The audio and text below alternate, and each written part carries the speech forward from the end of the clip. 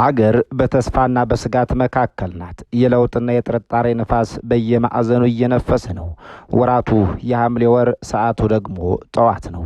የሀገርን ችግር ይቀርፋል የተባለ አንድ ግራንድ ፕሮጀክት አደጋ ላይ ወድቋል።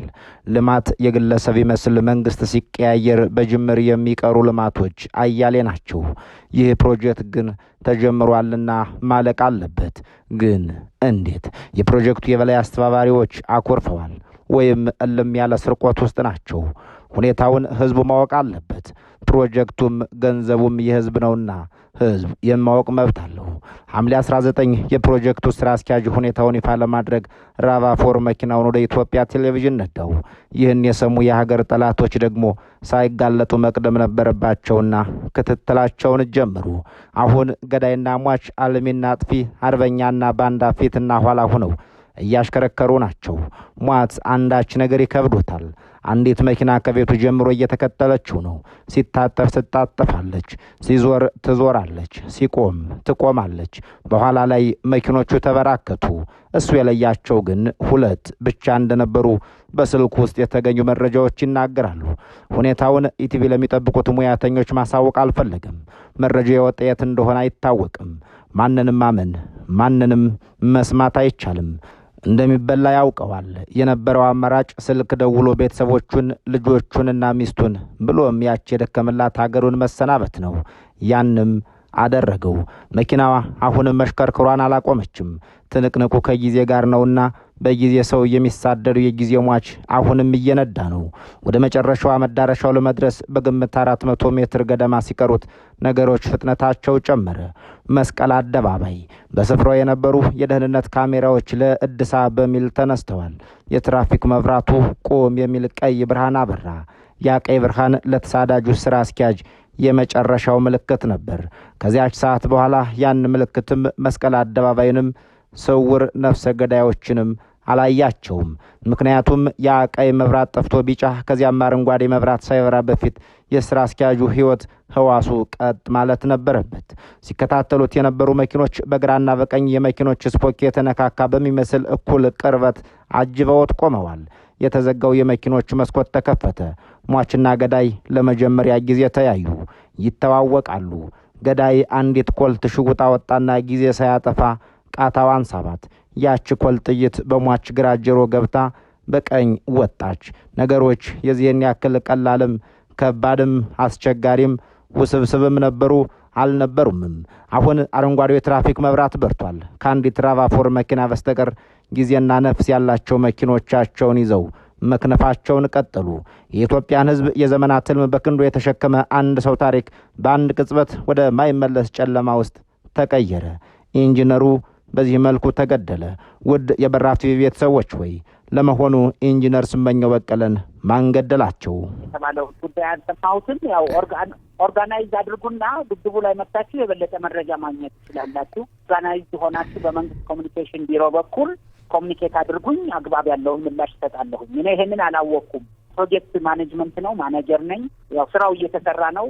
ያንን ነው የማውቀው። ሌላ ምን እንደተባለ ነው ያወቅኩት ነገር እንደ ከአክብሮት ጋር ያው ፕሮጀክት ላይ መጣችሁ አላችሁ የሚለው ሐምሌ 19 ቀን 2010 ዓመተ ምህረት አዲስ አበባ ገና ከጠዋቱ ጭጋግ ሳትላቀቅ መስቀል አደባባይ አቅጣጫ የቆመች አንዲት የብርማ ቀለም ራቫፎር መኪና ሙሉ የሀገሪቱን ቀልብ ስባ ነበር።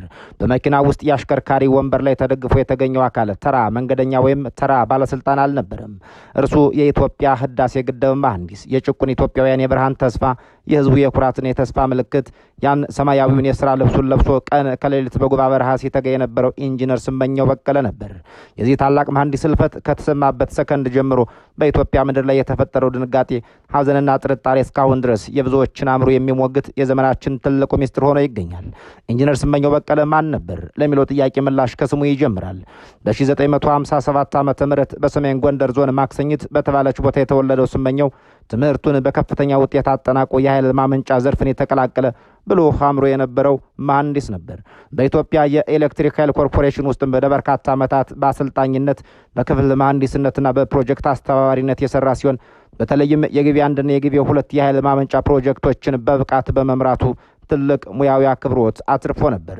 በ2003 ዓ.ም የታላቁ የኢትዮጵያ ህዳሴ ግድብ ግንባታ ይፋ ሲደረግም ይህንን ግዙፍና ታሪካዊ ፕሮጀክት በዋና ስራ አስኪያጅነት እንዲመራ የተመረጠ ሰው ኢንጂነር ስመኘው በቀለ ነበር።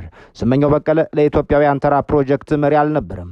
እርሱ ህዝቡ ከአነስተኛ ገቢው ቀንሶ ለግድቡ የሚገዛውን ቦንድ የገበሬውንና የሰራተኛውን አነስተኛ ሳንቲም አስተባብሮ ሀገራዊ አቅምን የማስመስከር ምልክት ነበር። ሚዲያ ላይ ወጥቶ በከፍተኛ ስሜትና በሙሉ እምነት ስለ ግድቡ ሂደት ሲናገርም እያንዳንዱ ኢትዮጵያዊ የሀገሩን መጻኢ ዕድል በእርሱ ዓይን ውስጥ ያይ እንደነበር ሕያው ምስክሮች አሉ። ነገር ግን በ2010 ዓመተ ምህረት ኢትዮጵያ ውስጥ የተቀጣጠለ የፖለቲካ ለውጥና የወቅቱ ውጥረት የህዳሴው ግድብ ግንባታ ላይም ትልቅ ጥላ ጥሎ ነበር። በወቅቱ ወደ ስልጣን የመጣው የጠቅላይ ሚኒስትር አብይ አህመድ አስተዳደር በግድቡ ግንባታ ሂደት ላይ ከፍተኛ መዘግየቶችና የፋይናንስ ጉድለቶች መኖራቸውን በይፋ መናገር ጀምሮ ነበር። በተለይም በብረታ ብረት ኢንጂነሪንግ ኮርፖሬሽን ወይም ሜቴክ የተያዙት የኤሌክትሮ ሜካኒካል ስራዎች በጣም ወደ ኋላ መቅረታቸው ዋና ተዋዋይ ድርጅት ሳሌኒ ተጨማሪ በመቶዎች የሚቆጠሩ ሚሊዮን ዩሮዎችን እንዲጠይቅ ማድረጉ በፕሮጀክቱ መሪዎች ላይ ከፍተኛ ጫና ፈጥሮ ነበር። ኢንጂነር ስመኘው በቀለ ህይወቱን ከመለየቱ ከአንድ ቀን በፊት ከጉባ ወደ አዲስ አበባ የመጣውም በነጋታው ማለትም ህይወቱ አልፎ በተገኘበት ቀን ጠዋት ስለ ህዳሴው ግድብ ወቅታዊ ሁኔታና ስላጋጠሙት ተደራራቢ ችግሮች ለሀገር ውስጥና ለውጭ ሀገር ጋዜጠኞች መግለጫ ለመስጠት እንደነበር ይነገራል። የዚያን ዕለት ጠዋት ክስተት ግን የመግለጫውን መድረክ በሐዘን ድንኳን ተካው። መስቀል አደባባይ ቆማ በተገኘችው መኪና ውስጥ የኢንጂነር ስመኘው አስክሬን ሲገኝ የኢትዮጵያ ፌዴራል ፖሊስና የፎረንሲክ ባለሙያዎች ወዲያውኑ ቦታውን ከበቡት። ህዝቡ ዜናውን የሰማው በከፍተኛ ድንጋጤና በቁጣ መሃል ሆኖ ነበር። የህዳሴው ግድብ ምልክት የሆነው ሰው አዲስ አበባ መሃል ላይ በጥይት ተመቶ መገኘቱ የሴራ ትንተናዎችንና ጥርጣሬዎችን ወዲያውኑ አነደዳቸው። አንዳንዶች በግድቡ ግንባታ ሳይደሰቱ የቆዩ የውጭ ኃይሎች ወይም የሀገር ውስጥ የደህንነት ሴረኞች የፈጸሙት ግድያ ነው ሲሉ፣ ሌሎች ደግሞ በግድቡ ግዥና ኮንትራት ዙሪያ በተፈጠረ የሙስና መረብ ውስጥ ያሉ አካላት አፋቸውን ለማዘጋት ያደረጉት እርምጃ ነው የሚል እምነት ነበራቸው።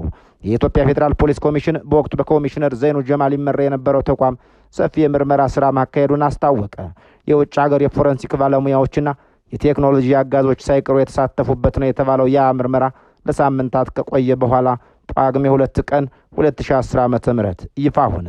የፖሊስ ኮሚሽኑ በሰጠው ይፋዊ ጋዜጣዊ መግለጫ የኢንጂነር ስመኘው በቀለ አሟሟት ራስን ማጥፋት ነው የሚል ድምዳሜ ላይ መድረሱን አስታወቀ። ፖሊስ ባቀረበው ዝርዝር የምርመራ ውጤት መሰረት ኢንጂነሩ ህይወቱ ያለፈው በራሱ ስም በተመዘገበ ኮልት የተባለ ሽጉጥ በተተኮሰ አንዲት ጥይት እንደሆነ ተገለጸ። ጥይቱ በቀኝ በኩል በራሱ አጠገብ ገብታ በግራ በኩል መውጣቷን፣ አሻራውም የራሱ የኢንጂነር ስመኘው መሆኑን፣ መኪናው ከውስጥ በኩል የተቆለፈና ሞተሩ እየሰራ እንደነበር እንዲሁም የጥይቱ ካርታው ከመኪናው ውስጥ መገኘቱን ፖሊስ በምስክርነት አቀረበው። ፖሊስ ለምን ራሱን አጠፋ ለሚለው ጥያቄ ምላሽ ሲሰጥ ኢንጂነር ስመኘው በቀለ በፕሮጀክቱ መዘግየት በተደራረቡ የፋይናንስ ጥያቄዎችና በከፋ የስነ ልቦና ጫና ውስጥ ይገኝ እንደነበር እማኝነት አቀረበ። በተለይም ሳሊኒ የተባለው ስራ ተቋራጭ በሜቴክ መዘግየት ምክንያት ተጨማሪ የ250 ሚሊዮን ዩሮ ክፍያ መጠየቁ የፕሮጀክቱ በታቀደለት ጊዜ አለመጠናቀቁና በህዝቡ ዘንድ ያለው ከፍተኛ ጠበቃነት በእርሱ ላይ የፈጠረው ጭንቀት ለአእምሮ ህመምና ለከፍተኛ ስነ ልቦና ስቃይ ዳርጎታል ተባለም። በተጨማሪም ከመሞቱ ጥቂት ደቂቃዎች በፊት ለልጆቹ ደህንነት የተጨነቀበት የስልክ ልውውጥ ማድረጉን ፖሊስ በምርመራው ማስረጃነት ጠቀሰም። ሆኖም ግን የፖሊስ የምርመራ ውጤት ይፋ መሆኑ የህዝቡን ጥርጣሬ አላበረደውም። እንዲያውም ቁጣውንና ለማመኑን ይበልጥ አፋፋመው። በሀገሪቷ የተለያዩ አካባቢዎች ኢንጂነር አይገደልም፣ ኢንጂነር አይጠፋም የሚሉ መፈክሮች እየተደመጡ መጡ። አብዛኛው ህዝብም በርካታ የፖለቲካ ተንታኞች አንድ በጽናትና በብርታት የሚታወቅ የሀገሩን ትልቅ ፕሮጀክት ሲመራ የነበረ ሰው እንዴት በአዲስ አበባ መሀል አደባባይ በጠራራ ፀሐይ መግለጫ ሊሰጥ ጥቂት ሰዓታት ሲቀሩት ራሱን ያጠፋል በሚል የምርመራውን ውጤት ውድቅ አደረጉት። የስራ ቲዮሪዎች በየቦታው ተሰራጩ። የመኪናው አየር ማቀዝቀዣ፣ የሞተሩ መስራት፣ የደህንነት ካሜራዎች ምስል አለመገኘትና ከመሞቱ በፊት የነበሩ የጥሪ መዝገቦች ሚስጥራዊነት አሁንም ድረስ የብዙዎች ጥያቄ ሆኖ ቀረ። ከኢንጂነር ስመኘው ህልፈት በኋላ በርካታ መጻሕፍት፣ የጋዜጠኝነት ዳሰሳዎችና ጥናቶች ተጽፈዋል። በተለይም የስመኘውን ምስጢርና የህዳሴው አርበኛ በሚሉና በሌሎች ሀገራዊ መጻሕፍት ውስጥ እርሱ ለሀገሩ የከፈለው ዋጋ፣ የነበረውን ህልምና የህልፈቱን ሚስጥራዊ ሁኔታ የሚዳስሱ መረጃዎች ተዘጋጅተዋል። የጋዜጠኝነት ምርመራዎች እንደሚጠቁሙት ከሆነም ኢንጂነር ስመኘው በቀለ በወቅቱ በነበረው የፖለቲካ ሽግግር ምክንያት በስለላ ድርጅቶችና በሙስና አውታሮች መካከል የተወጠረ ትልቅ መረብ ሰለባ ሆኗል የሚሉ መላምቶች በሰፊው ተጽፈዋል።